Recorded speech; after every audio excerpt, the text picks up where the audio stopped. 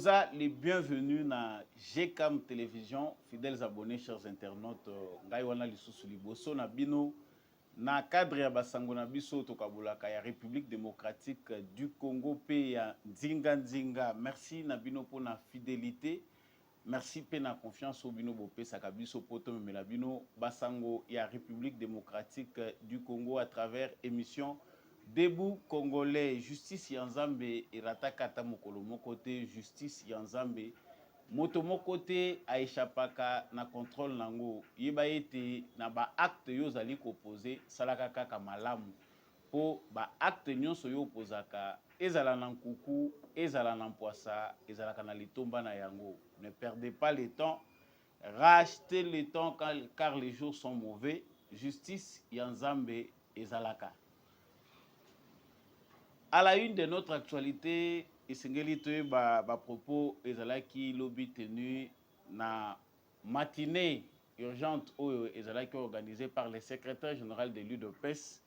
Ya siliko annoncé na militant UDPS qui a causé la lisusu candidat te na vice-présidence ya Assemblée nationale ya République démocratique du Congo. Ndenga silaki koyebisa bango mikolo elekaki selon ye décision naïe ali motivée par la prise pour mieux jouer son rôle protecteur du régime et participer activement au processus de conservation du pouvoir de l'UDPS. Nous allons commenter cette actualité tout à l'heure.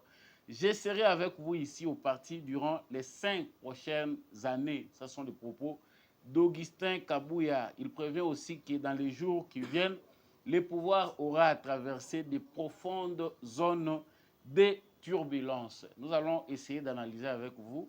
Augustin Kabouya, qui était déjà 5 ans à la tête de l'UDPS comme secrétaire général, annonce qu'il sera encore dans les 5 prochaines années à la tête de l'UDPS, toujours dans ce rôle de protecteur du régime et pour activer les processus de conservation du pouvoir de l'UDPS. Est-ce vrai ou faux?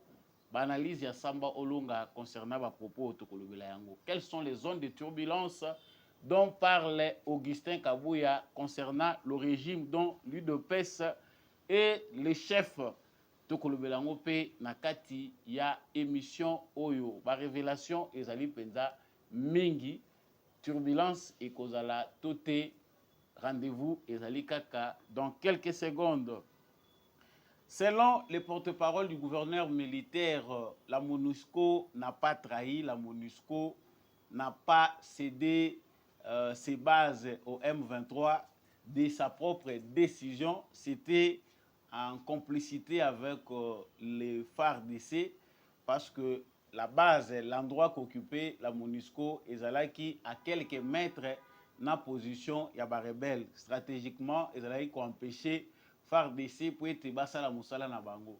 C'est les FARDC nde basengi na MONUSCO à se retirer na endroit wana pour être permettre que FARDC asala musala ndenge elengo bani amener ba opération na ye. Question oyo ba congolais belé bazali komituna, est-ce que MONUSCO azali prêt pour na kobunda ou bien ezali kaka ko continuer cause la force ya observation? Pourquoi la MONUSCO à 20 mètres des rebelles et ne réagit pas? Est-ce que ezali stratégiquement penda valable que MONUSCO a cohabitaka na ba terroriste ya mouvement M23? Dans cette émission, nous allons en parler. Tokolobela pe nakati ya émission na biso ya Moete Toso Kisa sur l'incivisme environnemental. Awa tozali koloba ba quartier belé ya kin est oyo bazali dépendant na ba service ya régie des eaux pour na makambo etali mai bazali kolela ete mai ezali kobimate na ba robinet na bango. Mais vous allez suivre dans cette émission nini ezali kosala que mai ebimate 2 jours ou 48 heures tozokota 3e jour bosoto eleki. Chaque jour ce sont des tonnes de déchets plastiques et ordures ménagères qui sont jetées dans la rivière Ndili et d'autres rivières de la capitale. Cette situation oyo ezali stoppable te mutu moko ta aza kozwa likanisi ya ndenge nini lutter contre phénomène oyo ezali kopolue pe ezali à la base ya destruction ya infrastructure ya régie des eaux. Nous en parlerons dans cette émission. Voilà la nouvelle sur laquelle tokokabwanana bino pour na cadre ya émission Nabiso.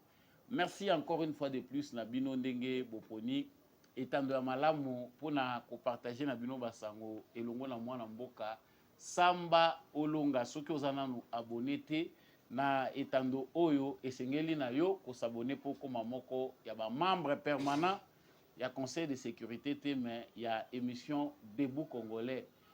Wana au s'abonner, liker, partager na voisin, tika commentaire si cela vous va bien. Ozali muzalendo tope FARDC na motema depuis province nini ya République démocratique du Congo, depuis pays nini à travers le monde. Je retourne sur l'actualité. Voilà, ndenge tosilaki kolobala une de notre actualité, mwana mboka Augustin Kabuya Chilumba na kombo na ye secrétaire général de l'UDPS. En tout cas, alobi mingi mikolo yo abimaki lobby pona kolobela maye etali désistement na ye pona candidature oye annonçaki ya kozala secret vice-président ya Assemblée nationale. En tout cas, tolandaki na mikolo elekaki ye abengisaki ba UDPS, c'est-à-dire base ya parti politique oyo azali kokamba pona kotalisa bango que azali ko ambitionner poste ya vice-président ya Assemblée nationale.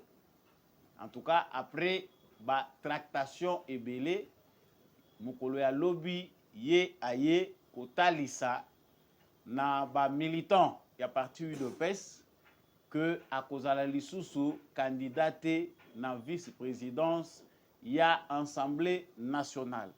Qu'est-ce qui peut motiver cette décision? En tout cas, ba propos na ngeza libre balobaka na journalisme, les faits sont sacrés, les commentaires libres. Akofongola lelo teke mutu nyonso alanda penda malamu. Na ba propos na ye a silikaka te kolobake ye azongi sima pona makambo etali poste na ye ya vice-présidence a talisi pe que azongi sima bongo po asokipe mingi na ko jouer rôle na ye ya protecteur, a souligné yango na bic rouge, protecteur ya régime, et puis pour a participer activement na processus ya conservation ya pouvoir ya UDPS. Signé Augustin Kabuya. Je serai avec vous ici au parti durant les 5 prochaines années. Voilà. Wana bino moko bosili kolanda ye Augustin Kabuya mwana bute alobi. Ba analyse na ba commentaire ezali libre. J'ai souligné vraiment, quand on a préparé l'émission, j'ai préféré souligner ba terme na ba mot na bic rouge pour analyser za la malam. Terme ya liboso ngai nazui ezali que Augustin Kabuya selon ba propos tenus devant ba militant ya UDPS, ba compagnon de lutte na ngai ya ba yeyo nyonso ba bunda ezali que ye a désisté parce que il aime bien jouer son rôle. Il y a protecteur, il y a régime. Pour jouer rôle na ye malamu ya protecteur ya régime et sengela azala na institution te. Il faut azala na parti UDPS ye a continuer ko kambango nde vraiment régime ezali protégé. Tout d'abord, il faut savoir que Augustin Kabuya a boyi à maintes reprises selon les indiscrétions na niveau ya décision, ya prise de décision ya parti na bato yo ba participaka na prise de décision ya parti UDPS ba yebi que Augustin Kabuya ne veut pas être au sein des institutions. Lui trouve que musala oya ko iko sala malamu et kozala kaka na kati ya UDPS. Il y a l'autre fois avant tout que de l'élection en 2022, lorsque Bazak au la gouvernement, Makambouaba Warrior, je pense 2022-2021, Kabouya à lobby, Augustin Kabouya à lobby, Bazo proposé Ngaïna comme ministre, tout mandataire.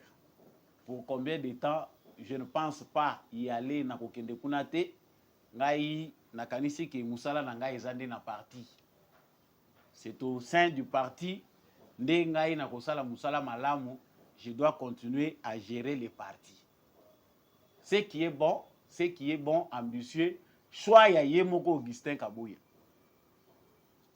Si koyo nga nazozongela nde ba propos eza Augustin Kabouya tosi toyebi ke na ambition na ye, alingi na ye ko gérer ke kaka IDPS. Ce qui est tout à fait normal. Bato nyonso babundi na IDPS bakoza la pe na ambition ke baza la pe ba protecteur ndenge Augustin Kabouya za ko lubelango.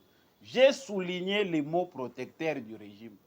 En quoi Augustin Kabouya est protecteur du régime? Est-ce que ce rôle-là revient à un individu?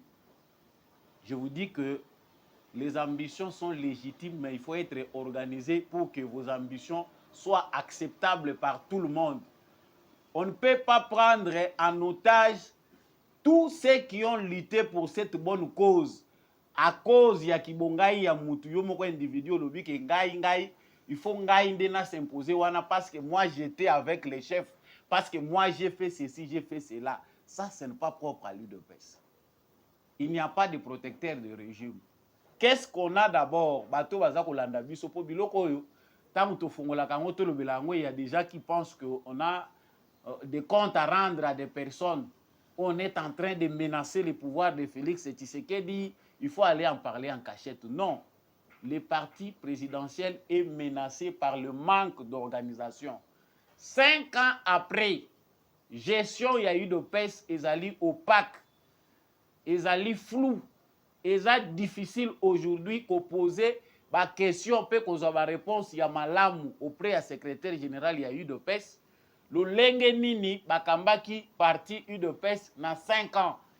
PAP sa rapport. Ce qui est le congrès salami ndenge nini ba gérer financièrement ba recette mbongo ekoti na UDPS ezalaki canaliser ndenge nini. Tout d'abord au départ 3 ans ya gestion ya parti UDPS ezali renier. Augustin Kabouya a parlé pour ceux qui l'écoutent na mikolo eleka ki a lobby ye bakoyi kosenga ye ba compte te pona makambo etali gestion financière ya parti. Il était secrétaire général, mais il n'avait pas de signature. Signature ezaki na maboko ya Kabundu. On ne peut pas lui demander des comptes concernant l'argent. Ça, c'est de 1. De 2, Kabundu wana balongoli na parti. Si Kabundu a détourné l'argent des contribuables de l'UDPS, parce que mbongo wana ezali ba frais, ba contribution ya batu, ezali ba retomber mbongo yo bato yo bazali ba mandataire ya UDPS, ba député, ba sénateur, il faut bazongisa mokyo bazongisa ka mbongo ekotaka na UDPS ekendaka wapi. Pendant Kabouya na Kabundu bazali ko gérer UDPS, mbongo wana ba tchaka wapi. Toza na suite te. Awa pendant 2 ans, yé aza secrétaire général. D'office to koloba président ya UDPS parce que qui secrétaire général o ya yé azana mutute likolo na yé. Sur le plan statutaire, rien et loko moko ezako justifier te fonctionnement ya UDPS na ndenge ezotambolela lelo. Augustin Kabouya pense que lui doit continuer à être au sommet de l'UDPS. Dans les 5 ans à venir, je serai avec vous comme protecteur du régime.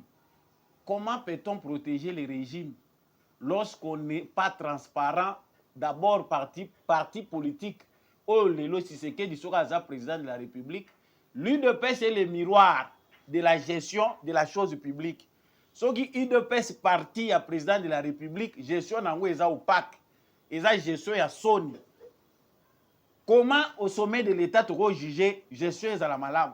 Eza biloko ezo ça la Sony, il faut que le belango. Même quand on communique, on doit se réserver de certains mots pour na koyo que ça batu Sony te. L'UDPS devait être aujourd'hui le miroir de la gestion de la chose publique. Ça dit tant batu baza ko tala gestion ya UDPS, fonctionnement ya UDPS, bazali lié nandenge mboka kotambola entre les mains de l'UDPS. Mais quand on regarde aujourd'hui les contrastes entre ce qui se passe à l'UDPS, 5 ans après, c'est Félix Tshisekedi qui se bat seul pour sauver l'honneur de l'UDPS. Nul t'était Félix Tshisekedi, bateau nyonso tozo yoka bazolo bana combat Tshisekedi lingeza la Sony. Sony penda pour na UDPS. 5 ans permanence à UDPS eza lokola désert. 5 ans. Les jeunes de l'UDPS sont abandonnés à leur propre sort. Quand on les approche, c'est pour les corrompre, pour une cause ou une autre. C'est dans les guerres de positionnement. Aucune préparation des cadres. Organisation sérieuse et exaltée. Batu bakei na UDPS kaka na moment ya koluka ba candidat nde batu ba se regrouper. Procédure nini ba ramasser ba candidature ya batu. Opaque. Na nyonso wana awa toza koloba awa UDPS ezata na centre de formation te.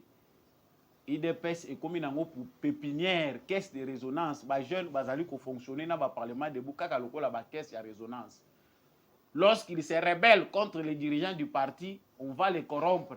$500, $200 pour bakanga munoko balobati. Le parlement debout, la jeunesse de l'UDPS qui devait être dans la rue pour mobiliser, conscientiser les autres jeunes, conscientiser la population congolaise. Aujourd'hui, bazaka kanaba débat, il y a futilité autour des personnes, pas autour de l'idéal, pas autour de l'idéologie du parti qui devait être véhiculée. Aujourd'hui, jeunesse, ils allaient désorienter. 5 ans, oyo, échec tokopé sango na kabilate. C'est déjà irresponsable qui n'ont pas mis devant l'intérêt général. Il y a batu nyonso batu batie na bango makambo o etali ba intérêt na bango moko. Sur yo kolobaki na 5 ans oyo osali. Parce que quand on va demander le bilan mutuel à justifier na ndenge na yi, vous regardez un parti, on ne sait plus quels sont les objectifs. IDPS en une année, objectif eza nini? Est-ce que ça atteint? To eza atteint. On a des gens qui font les dialogues le matin, midi, soir. Moi na boute. Donc IDPS est comme nango parti moko folklorique. Folklore na folklore. IDPS se transformé na palou où on chante matin, midi, soir les louanges. Ya mutu moko azako kamba pour avoir la grâce auprès de lui. Atinda nkombo na ngai ba nommé ngo quelque part. Ceux qui s'opposent n'ont plus leur place à l'UDPS. Donc pensée unique. Denge Etienne Tshisekedi azalaki kokamba, ba pensée ezalaki ebele. C'est ce qui faisait la force de l'UDPS. Les débats, la contradiction. Moyen batika yo moko ezate, on vous contredit, baza kolanda yo. Ah moyen ba contredire eza les sous-soutés. Et comment nango to saobika. Siko yo kolobake protecteur ya régime. Comment on peut protéger les régimes si on les ruine de l'intérieur? L'UDPS ezali na minute oyo poumon ya changement politique oyo ba congolais nyonso baza kozela. Mais fonctionnement ya UDPS eza ndenge nini? Avenir ya UDPS eza ndenge nini? C'est le décret eza mawa. Si ça doit continuer comme ça, na ba jeune oyo baza sans encadrement, UDPS alobi kozala ndenge nini? Ekotikala nango eloko ya ba individu baza ko former bana na bango pour ba remplacer bango na ba poste et ainsi de suite. Ça ne sera pas au bénéfice de tous. On ne dit pas que tout le monde va avoir l'emploi, tout le monde va se retrouver ministre par rapport à l'UDPS, mais l'organisation. L'UDPS est une honte aujourd'hui pour Félix Tshisekedi comme président de la République. Si on bateau baza à la base à échec wana, balobi baza ba protecteur ya régime. Il faut azonga pour participer na makambo etali gestion ya parti protecteur et régime kaka pambate, mais conservation du pouvoir à UDPS. La conservation du pouvoir ne se fait pas en marchant sur les autres, en pensant qu'on a que son seul point de vue qui compte, en pensant que yo ozo sala malamu parce que yo moko moni ozo sala malamu. Quand on a déjà eu la chance de s'acheter des parcelles, ozo ransonaka ba ministre na ba gouverneur, on positionne des gouverneurs et des ministres. Mbongo wana oliezonga na parti ekomi nango mbongo oyo ekomi ya ba affaire privée. Ba ministre ba sombela biso mapango, ba gouverneur faut ba yela ka biso. L'argent va où? Les méthodes décriées à l'époque de l'UDPS, UDPS est comme il peut perdre bus. PPRD et comme vous allez incarner dans Katia UDPS à travers Augustin Kabouya. On ne voit pas les partis chers à Etienne Tshisekedi, que ce soit idéologiquement, que ce soit sur le plan organisationnel, que ce soit la pensée politique à Tshisekedi. On a enterré Etienne Tshisekedi 2 fois. Allez, boya ko vendre biso ba rêve ya conservation à pouvoir. Ici, on ne voit rien.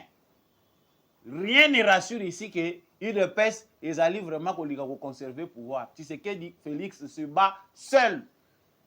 Na 5 ans oyo, ceux qui ont na batu bazana bolingo ya parti na bango, bazana bolingo ya Congo, batie liboso te ba intérêt na bango personnel, l'UDPS aurait atteint un niveau d'organisation oyo mutu moko alingaki a contesté. Un grand parti de masse oyo chaque jour batu bazali ko adhérer par rapport à l'idéologie, le travail fait par les parlementaires de nous. Ils pouvaient être formés basala ka musala wana baza pe ko futa mana parti na bango, mais ils sont mendiants dans les ministères. Bagi na ko senga ka bambongo. Les parlementaires debout baza ko ba komi lokola basi andumba, ba komi caisse ya résonance ya batu baza ko liesa ka bango. Le parti n'est pas contrôlé. Je crois que vous gérer ni nous conserver dans nos pouvoirs. S'il faut suivre cette pensée ici, bato nyonso ba ko se retrouver dans maboko ya ba ennemi parce qu'on ne gère pas les gens. On se gère seul. L'UDPS ne fonctionne plus. Limité ezali gestion ya Kabouya na batu référaire na ye. Batu baza ko sa les louanges mikolo nyonso. L'UDPS n'est plus. UDPS ezali sous-souté. Pas de réunion sérieuse. Ou la muki na tongo, la muki nerveux, ba attaquaki yo na ba réseaux sociaux, obengisi batu, oye ko pesa bango frustration na yo. Voilà ce qui est devenu UDPS. Pas de bureau politique. Ba réflexion nyonso ko kay ko wuta na base ya UDPS. Parti moko eza na masse, parti moko bato mayele bazali et kendaka nango lisusu esika te. Pensez comme unilatéral. Kaka bisika o décision ko zwama, soki ezo zwama na banani, je m'épargne de beaucoup de choses. Na koya ko loba mingi awo. Tout le monde devait être protecteur soki mutu nyonso aza ko jouer rôle na ye. L'UDPS n'a plus de cadre sérieux au bazar responsable. Tout ce qui entoure Augustin Kabouya, bazali ko entourer pas pour sauver les partis et sauver le pays, mais bazar na guerre ya positionnement. Nazwa nga pe ba nomenga DG, ba tanga DG, mais parti oyoyo ezo sala bino bozo ko bomango. Aujourd'hui, nous devons en parler. Les partis présidentiels ne vivent pas. 5 ans après, la faute n'incombe pas Joseph Kabila. Ils ont biloko mususu avant que le bango koyoka soni 5 ans après IDPS et la kisi déficit moko grave en matière d'organisation. Ils allaient passer ceux qui tout ce qui Etienne Tshisekedi atala o le commis parti politique naïe. Donc s'il faut retenir quelque chose d'important, et c'est que Augustin Kabouya joue avec les sentiments et les émotions des combattants de l'UDPS sans être sérieux autour des objectifs. IDPS, Batouazali Kozela Mingi, Komona, ce qui doit sortir de la gestion de l'UDPS. Il faut sélectionner les bons. Pour sélectionner les bons, il faut s'atteler sur les structures de base. Les structures de base, ils sont des façades. Frustré, bazali trop na partie présidentielle. Frustration et l'équipe. Jusqu'à tel point que Ebele va préférer vivre na hypocrisie que la vérité. Monsieur le président de la République, Paul Ilobanayo, attend la cachette, votre parti fait la honte d'Etienne Tshisekedi aujourd'hui. Ton limite que Etienne Tshisekedi, président de la République, UDPS est dans l'état après 5 ans. Jeunesse, c'est ça na balabala. Quand on parle de la jeunesse de l'UDPS, on voit que des voyous, distingué. Où est passé le travail abattu par Etienne Tshisekedi? Je serai avec vous ici au parti 5 ans durant les prochaines années. Les prochaines années, bon, ça dépend. C'est l'UDPS qui saura ils allaient choix, il y a base, il y a UDPS, ou bien il y a la manipulation pour imposer des individus. La politique a ses réalités Mais ce qu'on déplore, c'est que les combats nobles menés par, en commençant par les pères fondateurs de l'UDPS, les pionniers, les autant toza koloba, eza kosala na mai ya misu. L'UDPS ne sait même pas reconstituer l'histoire. Ezali difficile après 5 ans. Bomonata armoire mon côté, oyoyo et vandi wana. Batu bako kende ko visiter, ba yebi kota la taba repère. Ah voilà l'UDPS de telles années, voilà l'UDPS de telles années. Boko sala motango boko kokisa 10 ans à pouvoir. Parce que soki totali kaka ali royo ekosalema tokosala plan ezali tozali kobongisa 10 ans ekokoka. Mais likolo na motango toza kobakisa o. Augustin Kabouya annonce qu'il y aura des turbulences les jours à venir. Le pouvoir aura à traverser de profondes zones de turbulences. Yo yebi bongo. Gérer ma frustration interne. Tamozo lingo kende guerre. Tala nanu kote ba totalisima. Otika bango na kimia pota ontoko kende tolonga. Yo déjà na sima awa ba frustré belé. Oza ko annoncer zone ya turbulence. Non. Il y a des communications publiquement. C'est ça aussi le principe de la communication politique. Communication politique est à la portée à politiciens nyonso ou yazako bimana scène publique. Il y a un moment où on peut alerter l'opinion pour Batouba se préparer. Il y a un moment où il ne faut pas déranger les gens. Batouba de la gouvernement et bima. Avec l'espoir que le gouvernement Oyo et Koki ko aider biso to les gana makambo yo yeli biso prophète de malheur au lobby ba turbulence. Si de quelle turbulence s'agit-il? Et sengeli peto lo bango po batu ba comprendre ezala nango turbulence te. Les Congolais doivent comprendre que ça ne sera pas une zone de turbulence, c'est un processus normal. Comme il y a des brebis galeuses,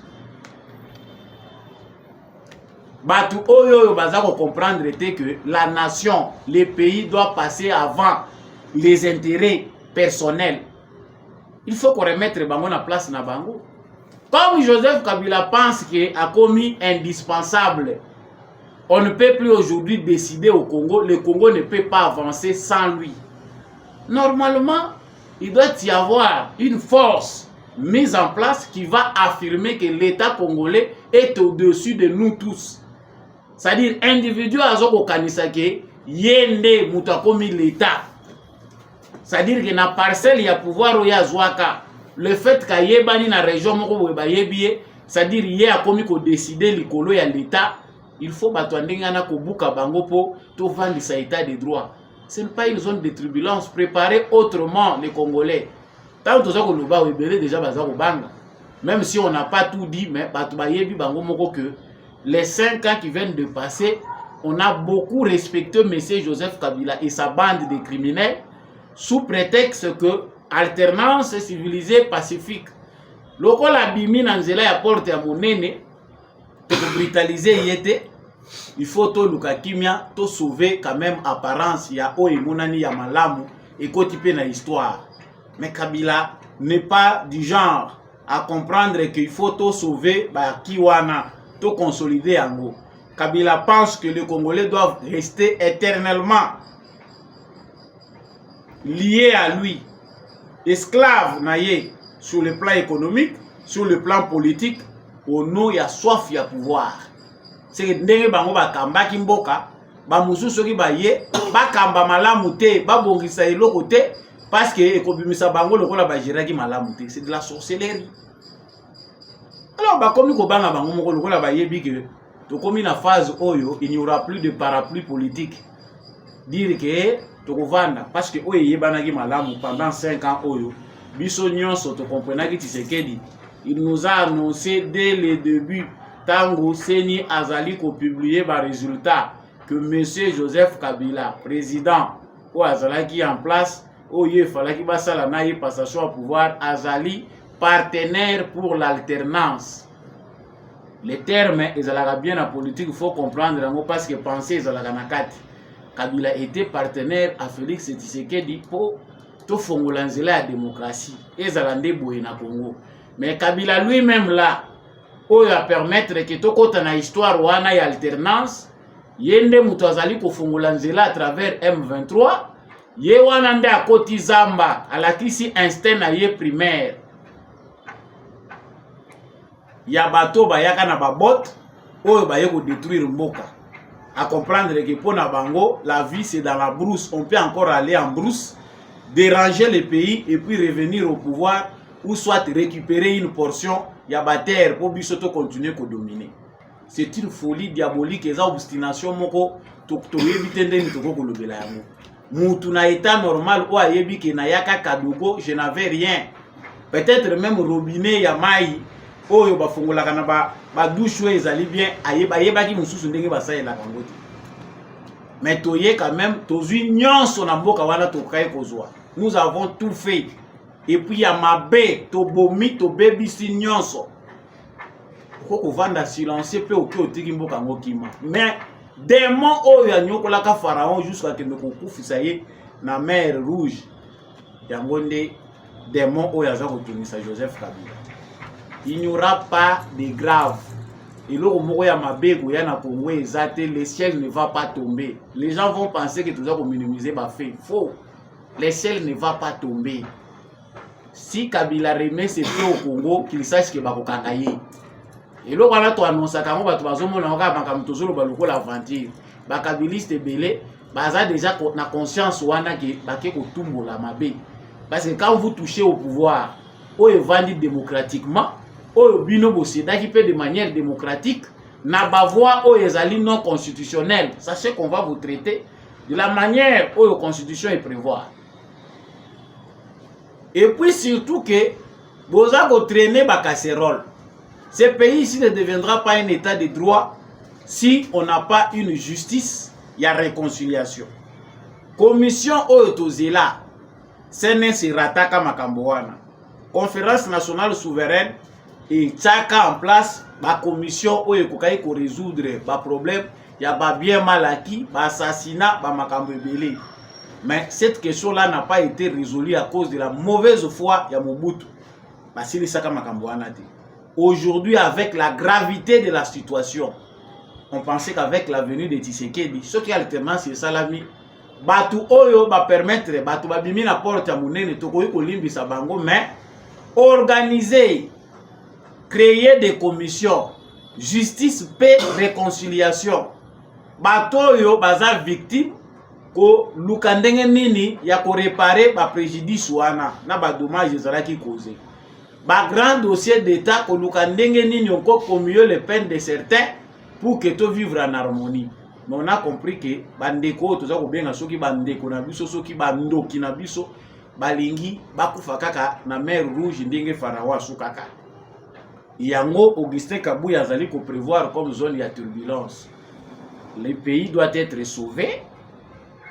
Ba individu baza ko kanisa ke bango bazali au-dessus de l'État et l'État ezali nde ba désir na bango. Si ba désir na bango est satisfait, ils occupent des fonctions politiques wana nde ba vandi kimia. Ceux qui bazali na baza ko se retrouver démocratiquement, il faut bazonga na zamba, ce sont des ennemis. Mais moi, j'ai dit le contraire, turbulence et causalité. Il y aura un soir, il y aura un matin, ça va passer. Ça va passer. Biso loko toza ko la procès à liboso o eza clair. Ezali bokende ko la biso Raymond Chibanda o ya sekwi aza ko bima na presse aza ko prêcher batu lelo qui nous prend pour des amnésiques. Bozo la biso na Kabila. Avant to kota na ba procès mususu eza na ba détails profonds et ko luka ba preuve. Tozwa accord ya CNDP.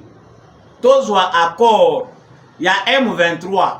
Tout na Raymond Chibanda na Joseph Kabila parce que lelo soki ba tozui Raymond Chibanda tout nie akoloba que c'était sur ordre de Joseph Kabila qu'ils nous disent dans un pays sérieux boye Kabila nde akoyi kobimawa si Kabila était un Congolais na moment où Kabila devait sortir pour dire la vérité. Kabila devait sortir pour contredire Thabo Mbeki qui pense que biso faut tout respecter. Sadek Babunda Bitumbate, le président Ramaphosa et Afrique du Sud, vision zalaki nango, ils ont remis en cause et pas Thabo Mbeki, balobi ayebaki na état bande ko participer na makambo te. awa toza kolobawa ayebite biso ne toke ko informer ye makambo eza ndenge wana te. Cette question là doit être résolue pacifiquement par les dialogues, par des discussions. C'est que discussion wana batabambeki oyo baza pe na ba intérêt na Congo, ba intérêt minier, ba discussion na bango ezali ke biso to sala kaka session ya ba terre na biso Rwanda na Uganda ba exploitaka. C'est comme ça qu'ils ont décidé en complicité avec les Américains.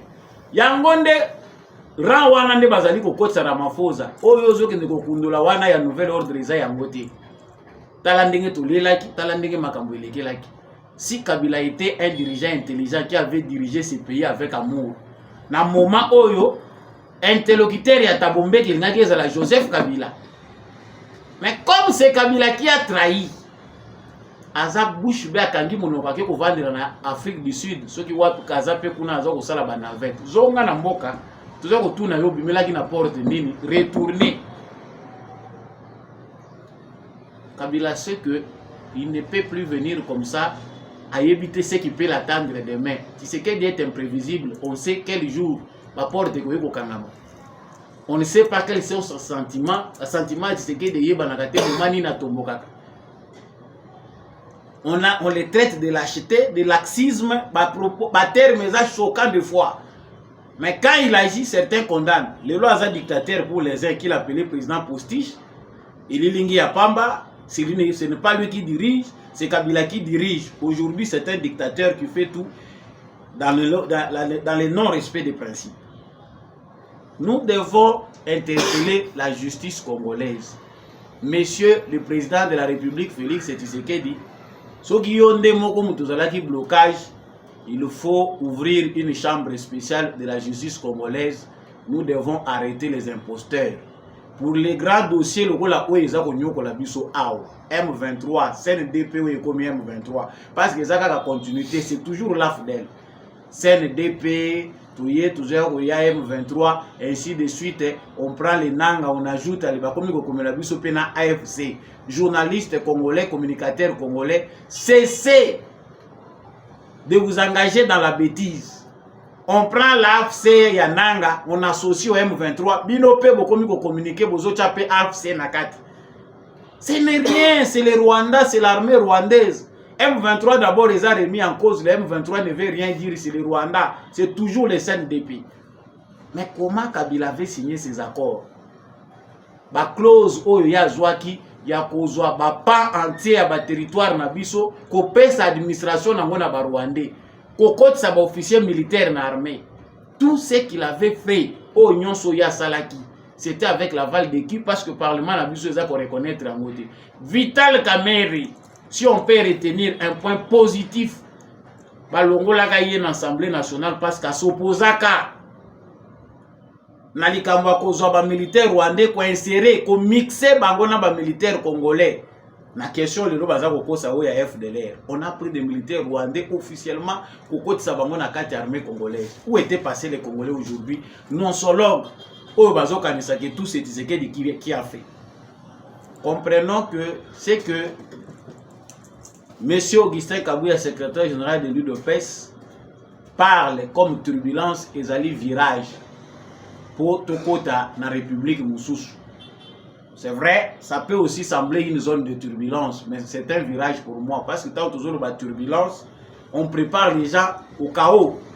Les Congolais, eux, Moussoussou, baza fatigués, bazali kokanisa que les pires, il n'y aura pas de pires. Si l'opinion publique, les Congolais que nous sommes, comprenons qu'il y a un groupe d'individus qui nous ont mis dans cet état et que les lots, ce qu'ils allaient passer pour la biso ko bima na ba burubier oyo, tous allaient ko patauger ko lukandenge ni ya ko bima, tu sais que dans ko tracer nouveau chemin, bango bazo ya na ba burubier, bazo ko landaye, c'est à cause de ce groupe là d'individus. Si on avait une pensée criminelle, tu voyais ko zo bango nyonso tu tche bango na acide, ndi à ta place à kokundela bango ezati. Mais comme nous vivons dans un monde qui se dit aujourd'hui civilisé, d'apparence, on est obligé de les traiter dans les droits, l'état des droits, la démocratie, les droits de l'homme, qui ne sont que des principes, de valeurs, d'apparence. Parce que bateau va créer en gros, baza pour respecter en gros. ba créer yango pona bango moko, et même na kata bamboka na bango moko, ils ont des moyens parallèles pour agir en toute barbarie. Vous aurez compris, chers Congolais, que il y a du travail à faire. Biso to ko annoncer mingi te, mais to zape ko prédire bino bo se préparer.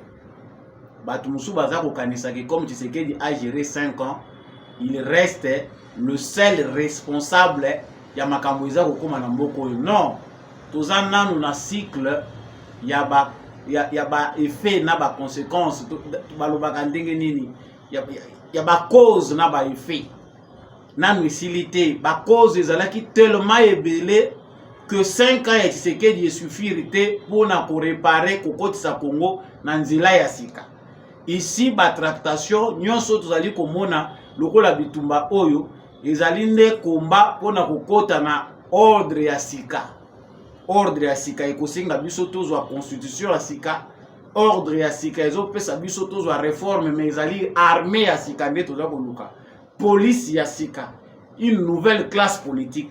Ça ne se passera pas sans douleur, parce que ba mentalité ya biso bato na lolengo totamboleli pendant plus de 50 ans ezali ko constituer frein na développement na biso. Nous aurons compris que les turbulences dont parle entre guillemets le secrétaire général de l'UDPS Augustin Kabouya ezali réel, mais les termes ezali de nature ya kobangisa bato. Donc pour clore ces points, cher secrétaire général de l'UDPS, si vous êtes soumis à la volonté de la base de l'UDPS, parce que c'est de là qu'émane le pouvoir et l'organisation de l'UDPS, et c'est ngeli oyebake ba frustration oyeleki déficit à organisation nyonso ezali kolobama euti epai na ngai te bakoki kotuna 5-6 personnes oyo bazali lié te na dialelo na makelele bakolobake samba olonga olobi ya solo ya ngai ezali commentaire bafe eza sacré ba commentaire ezali libre. Selon le porte-parole du gouverneur militaire, le retrait des casques bleus à Sake a été décidé de commun accord avec l'armée pour faciliter les opérations. Il a expliqué les circonstances ayant conduit à l'occupation de cette position par les M23. J'explique. Porte-parole militaire, il y a gouverneur, il y a Nord Kivu à lobby, na Sake makambo salimaki otolobelaki lobby concernant Monisco ndenge basedaki position na bango balongwaki na position na bango et position yango pe M23 aye ko occuper yango bango balobi ezalaki trahison te. Monisco FARDC armée na biso nde basengaki bango que ba se retirer na position wana parce que bazalaki à quelques mètres, 20 mètres, une vingtaine de mètres na ba M23 et cela empêchait tactique ya FARDC à kosala pona ko repousser bango. C'est comme ça qu'on leur avait demandé stratégiquement de se retirer pour FARDC aille bandenge nini à procéder. Ça semble être de bonnes explications. En tout cas, oui, le bami officiellement yango wana Guillaume indique nde muto alobi que ezande ndenge wana na collaboration ya Monisco, c'est-à-dire le Monisco batala na bango boye na ba M23 to armée rwandaise baza kotala na bavandi balobi te biso to tie bouclier bana mai bavandi na 20 mètres boko pesa na bino pe bambote pour ceux qui boza kovanda bokabwani 20 mètres 50 mètres c'est que boza na bino ko cohabiter bozo ensemble boko partager pe mai boko partager pe ba soin a moko azokaki te kende pa ba Monisco ba soigner yo. Est-ce que c'est ce que les Congolais attendent de la Monisco? Comment dans un tel cadre tokoki ko réussir opération ya ko repousser ba terroristes? On comprend que via les comportements de la Monisco, nous avons la certitude que la communauté internationale, les Nations Unies nous placent dans des conditions qui vont nous pousser à négocier avec les terroristes du M23, avec les Rwandais. Tout est planifié pour tout que dans sens wana. Comment imaginer que bako bazo cohabiter? Tolobaki na Rwindi, soki armée na biso lelo azo kote la bango. Alobi ke ezalaki ndenge bayokanaki. Mais na Rwindi lekaki ndenge nini? ba M23 baza kokota bakoti MONUSCO azotala bango azobunda te. Pourtant balobaki opération toza nango ezali offensif, mission eza offensive. Tokobunda nde bitumba na FARDC elongo. Mais tant bazokota babundi na bango bitumba te bavandi bazoko observer bango. On ne comprend rien. Ça c'est les politiques qui doivent réfléchir sur la manière, parce que bazako kende na bango mais ils sont en train de nous embrouiller. Et biso tozo croire les sous-soutés na ba discours ya ba militaire na biso qui finissent par devenir des politiciens. Quand un militaire est soumis chaque fois à venir s'expliquer, aya couper sa kaka kolubaka lubaka ninga komi kolubana, il finit par devenir politicien en quelque sorte. Moi, je demande que nos politiciens puissent réfléchir na rôle où ils ont réservé na armée. Ba communiquer ce que l'équipe mingi ba explication et bonga na militaire té. Militaire a bonga na action où ils ont lié na serment na yi. Ça commence à devenir embêtant. Tant tout ça ko yokaka ba porte-parole militaire na biso. Détresse oyo ba politicien ba ko kolobelaka et komi ko demander na ba militaire na biso. Non. Nous retenons que MONUSCO azane ko cohabiter na ba M23 baza ko vendre sika moko balongwe soki ezaki bayokanaki na armée na biso sikoyo allez baye ko ba M23 ba récupérer yango. La bonne nouvelle c'est que l'armée congolaise après kolongwa ya MONUSCO tango ba M23 ba occuper bisika wana armée congolaise a eu quoi attaquer. C'est que la stratégie est que même si l'armée congolaise ne peut pas le dire ouvertement, l'ongwa tika biso to bunda na biso po bino bo bunda na bino ti. Donc après que l'armée congolaise ait compris que bazana bango ko sala loko te soki to landika boye ba ko isasaki MONUSCO longwa na yo. Yaka boke ndekolia makemba bo vanda na bino côté bo vanda na kimia tika biso to bunda.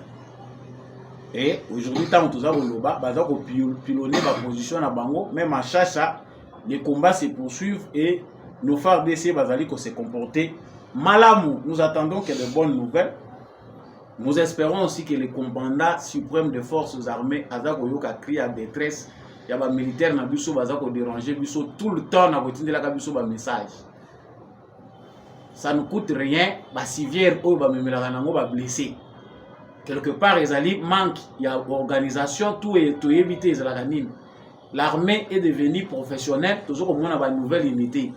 Les militaires rwandais bazako zoka bazako kufa. Au moni bango batandi mulongo, ba memi, ba blessé na bango na ba civière, bazo zonga na bango. Voire même certains morts. Mais au moni ya biso toujours se retrouver dans la situation de détresse, ba militaire bazako memama na mapeka basi ba lembi na situation de détresse, na risque même ya ko abandonner mutu azama encore en vie. Ba abandonné ba ambulance ezalaka wapi entre guillemets na beleli po ekoma général tuwe okitimba le belé kuna les ambulances oyo ekoki ko accompagnaka ba position ya armée na biso baza na front eza wapi. Nous avons dit l'incivisme environnemental avant na loba balobi que ba image lobaka mieux que les mots. D'ailleurs, c'est ça qui régit des eaux. Yanjili, station ya captage, ya régie des eaux Yanjili, et connaître le problème. Bolanda, la vidéo wane ezali mi balé si mandé tozoli.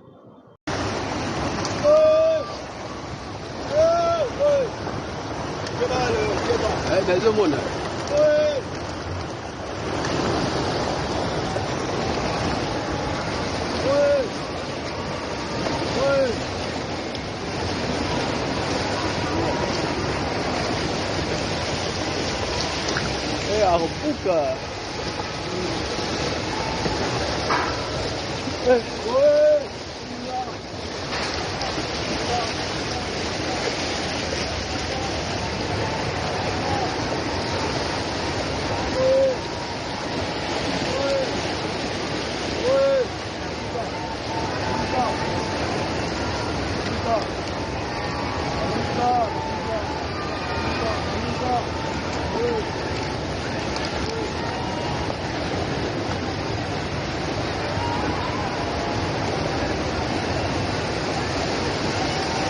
Omona, o mapango yo.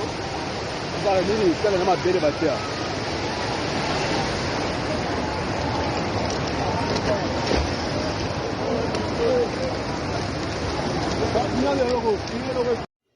Voilà.